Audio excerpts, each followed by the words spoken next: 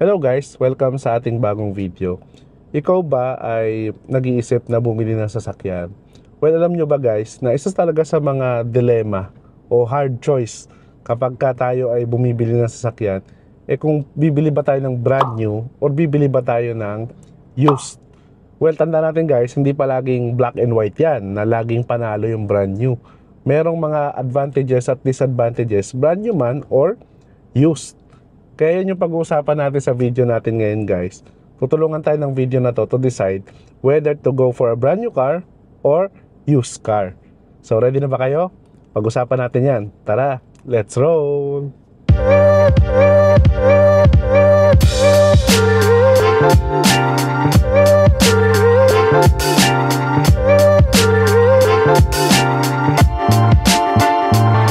So pag-usapan muna natin guys, yung advantages ng brand new na sasakyan. Meron tayong dalawang advantages na pag-uusapan. Ang una, very easy to purchase. Tandaan natin, kapag meron kang iniisip na specific model, specific color, specific brand, trim, madaling maghanap niyan. Kasi problemahin mo na lang kung saang dealership merong ganyan. Kasi for sure, meron at merong stock iyan. Yun yung kaya dali maghanap ng brand new. Ano pa, mas madali ding mag-purchase ng brand new, lalo na kung ikaw ay magbabank financing. Lalo na kapag maganda yung credit standing mo, yung credit history mo. May mga bank or financing company na mag-o-offer ka as low as 0 down payment. Wala ka ilalabas. Or kung di man 0, very low down payment, makakapaglabas ka na ng sasakyan sa kasa, assuming na may stock yun. At lalo na kung meron kang cash on hand, may pera kang ready, mas madali. Kasi pupunta ka na lang agad sa dealership at babayaran mo yon, assuming na may stock sila ng sasakyan na gusto mo. So very easy yung pag-purchase ng brand new. Ano pang advantage? Ang second advantage ng brand new car ay peace of mind. At ito yung masasabi ko talaga na ultimate reason kung bakit ka bibili ng brand new na sasakyan. Kasi makakasiguro ka na yung brand new never been used yung car na bibilin mo. Close to 0 mileage yan. So, hindi ka magkakaroon ng any major issues pa dyan. Well, syempre may mga lemon units, pero very rare naman yon. At syempre, easy to maintain kasi brand new pa yung sasakyan. Kung hindi ka rin masyadong maalam sa sasakyan, yung gusto mo lang preventive maintenance lang yung gagawin mo, bagay na bagay sa'yo ang brand new. At alam mo yung history niya kasi ikaw yung first owner. At syempre, ang mga brand new cars merong warranty. Kaya talagang may peace of mind ka talaga sa brand new cars. Kaya itong mga brand new cars, talagang literal na gas and go lang. Magagamit mo na sila. So, peace of mind. Yun yung advantage talaga ng brand new car. Pero syempre, walang perfect. So, meron ding disadvantages ang mga brand new car. Ang unang disadvantage niyan, very high ang insurance cost. The more na mas mataas yung value ng sasakyan mo, mas mataas ang insurance cost niyan. Kaya kung brand new yung sasakyan mo, syempre mataas pa yung presyo niyan, mataas pa yung insurance cost niyan.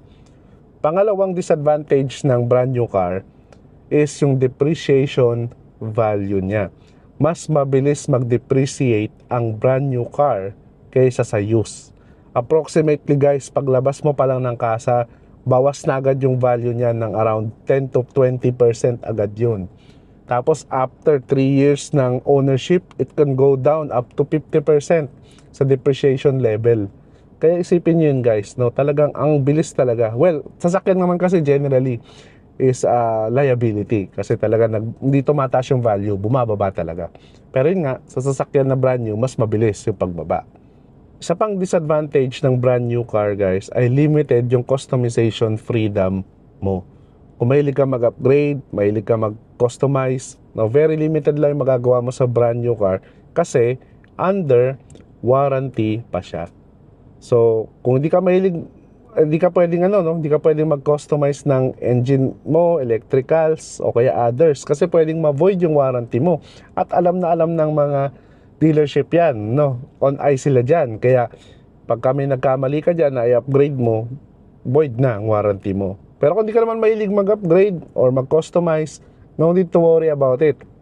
Kasi kung wala kang pakialam sa warranty, hindi na to kasama sa disadvantage, Okay, so napag-usapan na natin yung advantages at disadvantages ng brand new car. So pag-usapan naman natin yung used car. Ano ba yung advantages ng used car? Meron tayong 5 advantages.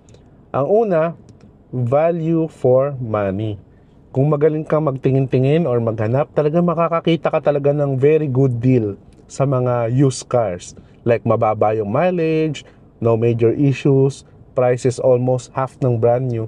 Kung magaling ka maghanap at matyaga ka, talaga makakakita ka ng very very good ang presyo sa makukuha mong unit.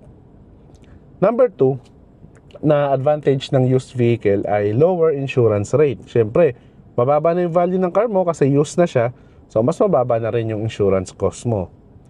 Number 3, good learning opportunity ang mga used car. Siyempre, kung gusto mong matuto about cars, gusto mong maging car enthusiast, magandang opportunity yung mga used car kasi meron ka mga ipapagawa at may ipapagawa ka talaga sa kanya.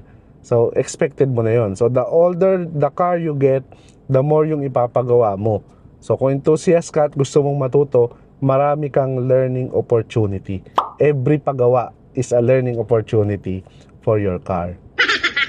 Number 4 na advantage ng used vehicle ay customization and upgrades freedom. Since out of warranty na yung sasakyan mo kasi used na ito, you can do basically whatever upgrades or customizations sa used car. Siyempre, basta legal, no, at allowed ng LTO yung gagawin mong upgrade. So, your car, your rules, pwede yan sa used car. Number 5 advantage ng used car guys ay cheaper repair cost. No, tanda natin kapag ka used car na yung sasakyan mo, may freedom ka na ipagawa yan sa kahit kaninong trusted mechanic mo kasi out of warranty na siya. So tanda natin, the older the car, mas maraming mechanic yung kayang gumawa niyan. At mas mura din ang parts ng older car kaysa sa mga medyo brand new pa na sasakyan. So yun yung mga nakita kong advantages ng used car. Now, let's talk about disadvantages naman ng used vehicle. Number 1, more maintenance or repairs. Tanda natin, the older the car, the more maintenance yung needed. Or pwedeng major repairs din. No, so kung hindi ka ready sa mga ganito, hindi para sa iyo ang used car. Yung sira is minsan hindi lumalabas agad upon checking, pwedeng abutan ka, at yung sira pwede ring pricey. Lalo na kung medyo repair yan, very expensive din yung magagastos mo sa repair or maintenance. Second disadvantage ng used car ay limited lang yung choices mo. So kung ikaw ay may preferred na kulay, model, mileage or features, kung very specific yung gusto mo, mahihirapan kang makita lahat yan sa isang sasakyan lang. So kung very specific yung gusto mo guys, mas mahirap makahanap sa'yo ng used car. Kaya kailangan willing ka palagi to compromise sa mga used car. Number 3 na disadvantage ng used car ay no warranty, or most of the time wala siyang warranty, lalo na kapag binili mo lang sa isang tao. Well, may iba naman nagbibigay ng personal warranty, pero dito pumapasok yung salitang as is, where is. So kung ano yung condition niya, once na binayaran mo na yan, ayun na yon. Kung may lumabas na issue, di mo na pwedeng ibalik yan. Ikaw na magpapagawa ng issue na yan. Kapag naiuwi mo na yung sasakyan, you are at your own na. So kung hindi ka masyadong confident sa ganyang bagay, baka hindi rin para sa'yo ang used car. So ngayon guys, nakita na natin yung advantages at disadvantages both ng used car at saka ng brand new car. So ano yung mga recommendations ko sa inyo kung ako yung tatanungin ninyo? Well, kung ikaw ay beginner, first time car owner, wala ka pang masyadong alam sa sasakyan, or kung ikaw naman ay may budget, gusto mo hassle free, ayaw mo ng sakit sa ulo, gusto mo very smooth yung ownership mo ng sasakyan, I would suggest go for the brand new car. Sulit na sulit yan sa iyo. Pero kung ikaw naman ay yung type na limited lang yung budget, medyo may alam ka na rin sa sasakyan, mahilig ka mag-upgrade at gusto mo palagi value for money, sulit yung mabibili mo, tingin ko bagay naman sa iyo ang mga used car.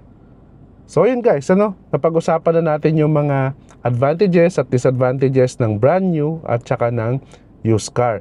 Sana nakatulong sa iyo yung video na to guys, para makapag-decide kayo kung ano yung condition ng sasakyan na bibilin mo. Kung nagustuhan mo yung video na to, click mo naman yung like button. At kung di ka pa nakasubscribe, click mo na rin subscribe button at notification bell para updated ka palagi sa mga latest happening sa ating channel. So till our next videos guys, always remember, drive safe and enjoy!